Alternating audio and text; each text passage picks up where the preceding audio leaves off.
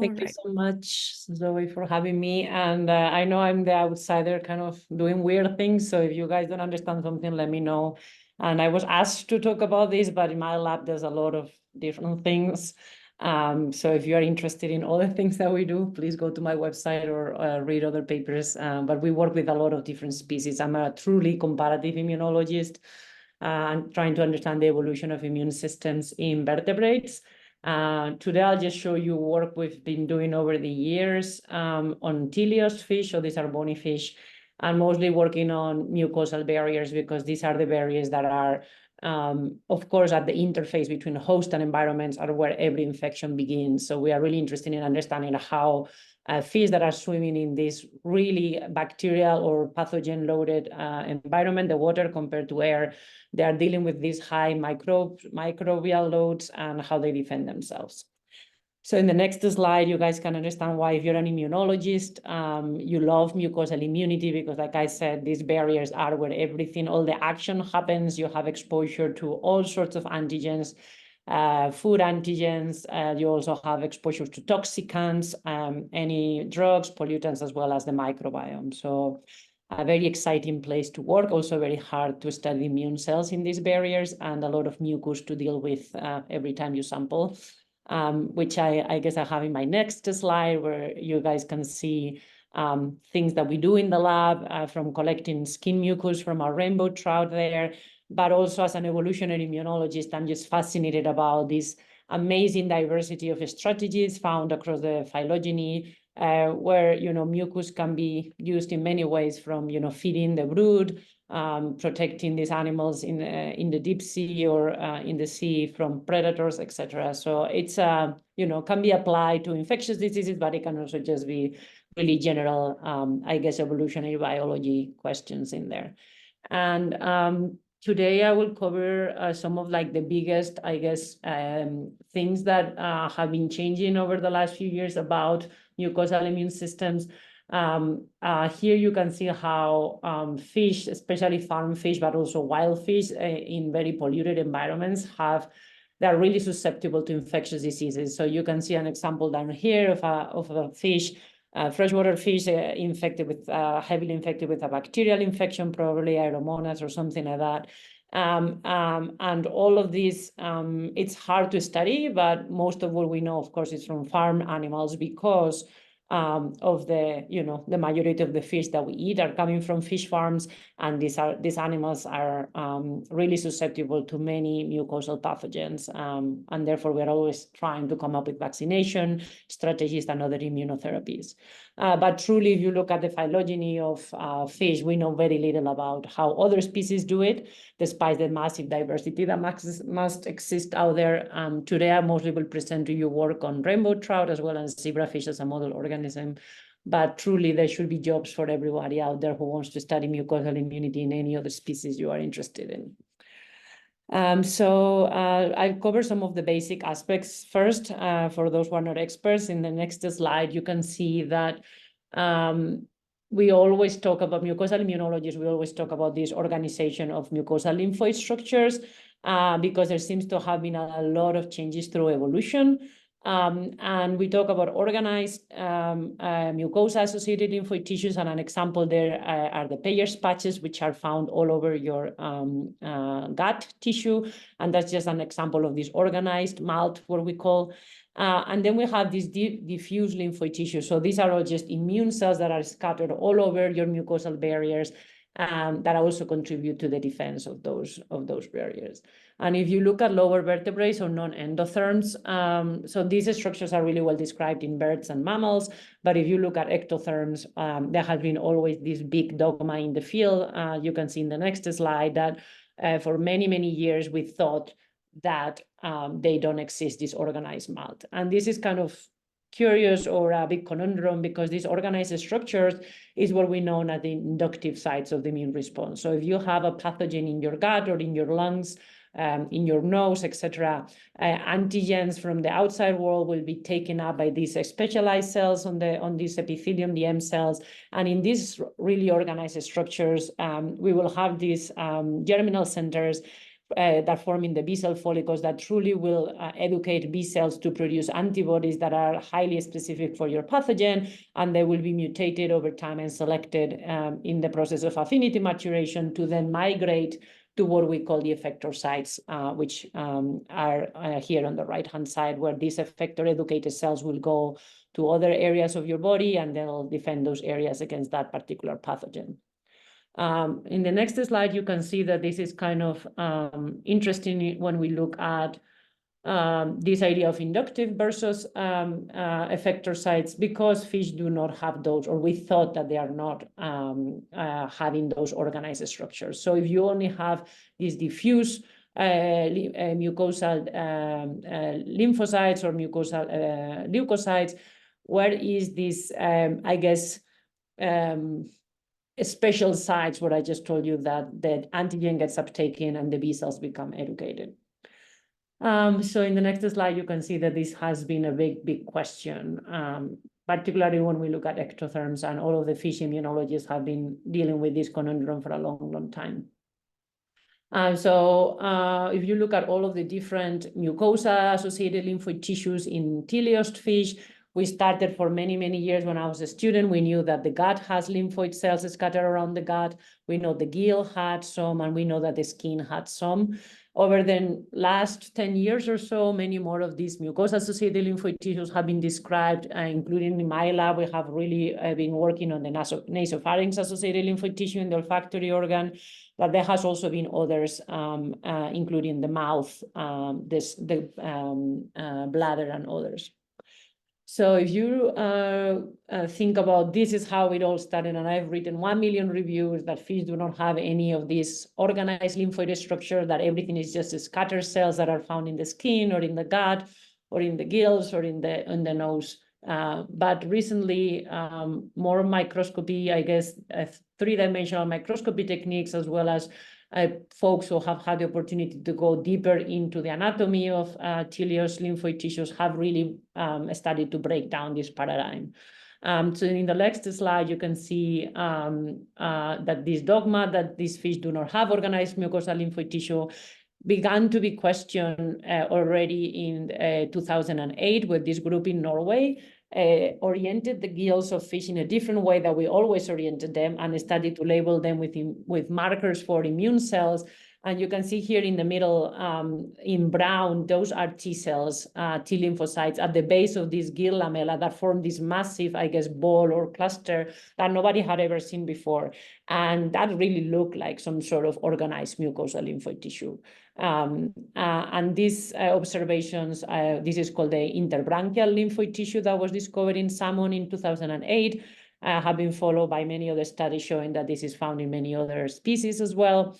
If you go to the next slide, you can see that there has been other challenger much more recently in 2019. This other group also in Norway found that there's some sort of like also lymphoid structure in the cloaca of salmon that they call bursa-like structure, not as impressive as the one I just showed you before, but all of these purple cells here in the cloaca opening are also immune cells that seem to be protecting that region of the mucosal barrier. So in the next one, you can see other examples. This is from our own work that we published in 2022 in the nasal cavity, where here in the upper corner, you have the nose, where all of these animals are smelling the environment. But opposite to it, on the nasal cavity, you have these massive clusters of B cells and T cells that are forming a pretty well-organized structure that you can see there. And we call that the organized nasopharynx-associated lymphoid tissue. So this was really exciting, and it started to tell us that basically the more we look in fish and the more resources we have available and the more tools that we have, we are starting to challenge that dogma that there were no organized mucosa-associated lymphoid tissues. So what are these doing in our own work? If you go to the next slide, what we did was to go much deeper into understanding this. These are just images of the nasal cavity and where this lymphoid tissue is in this red box here. And you can see all of these immune cells in this histology.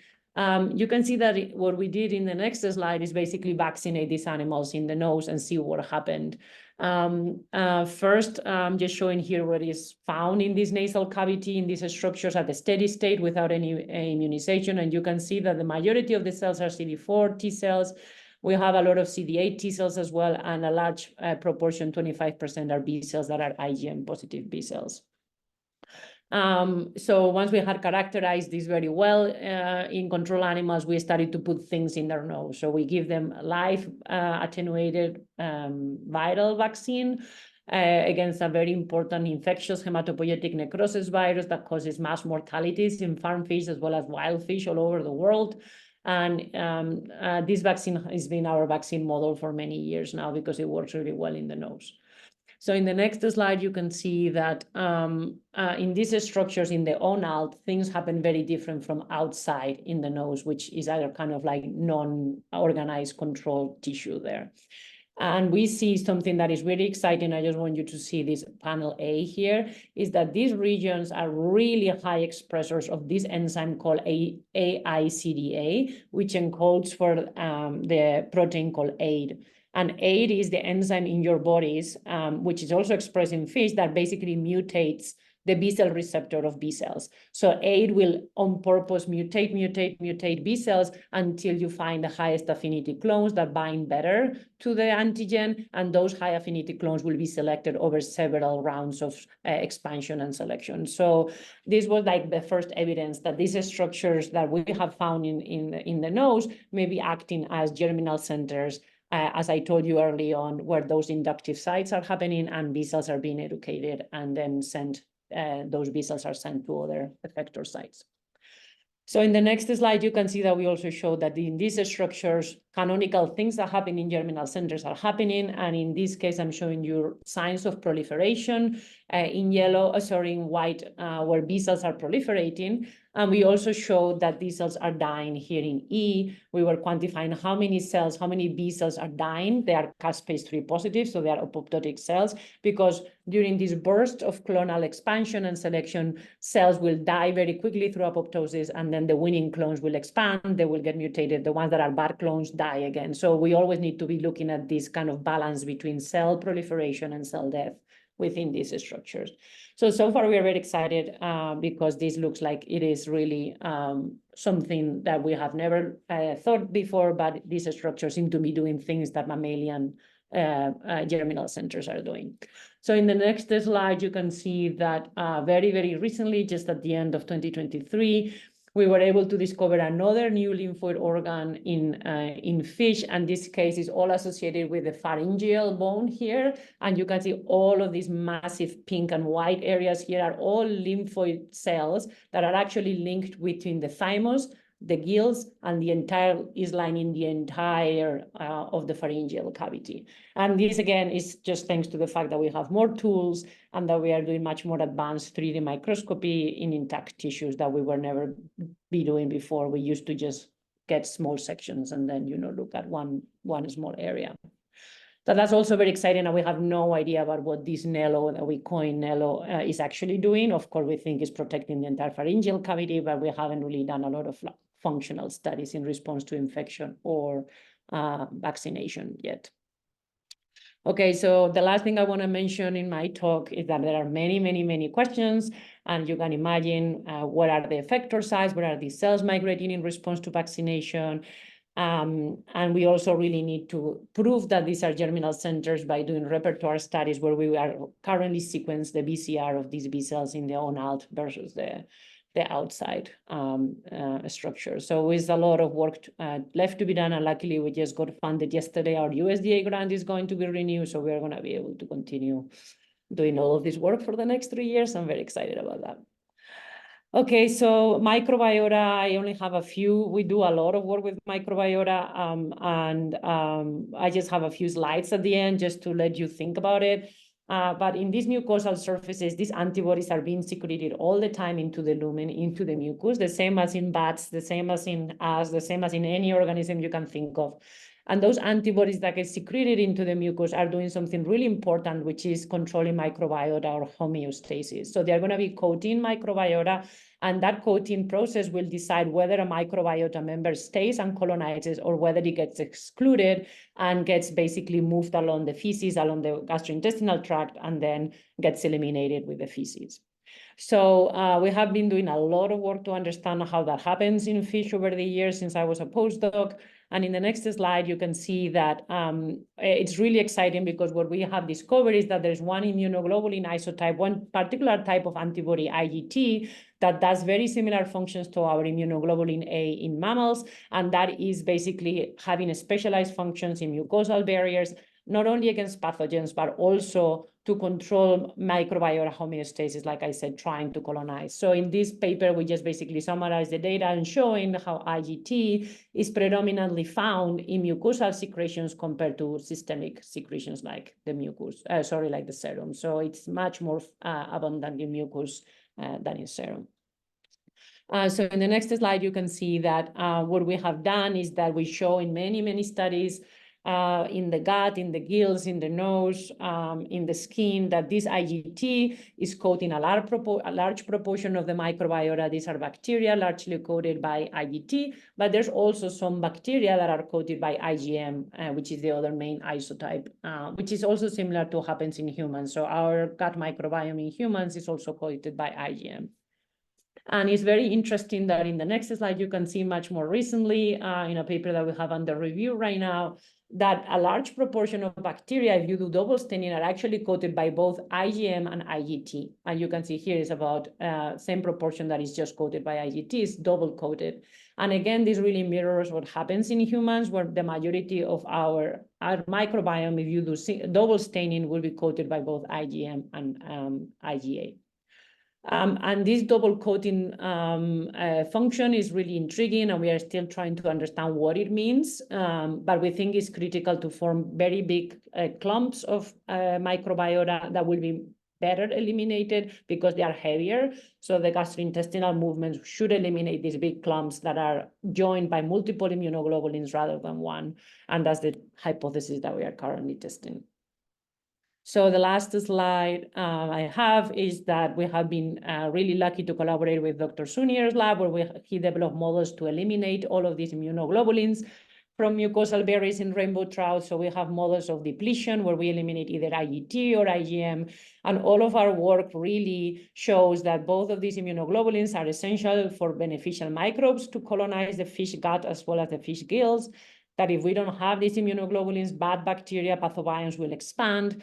If we don't have these immunoglobulins, homeostasis of barrier tissues is completely gone. So these barrier tissues are really inflamed and damaged.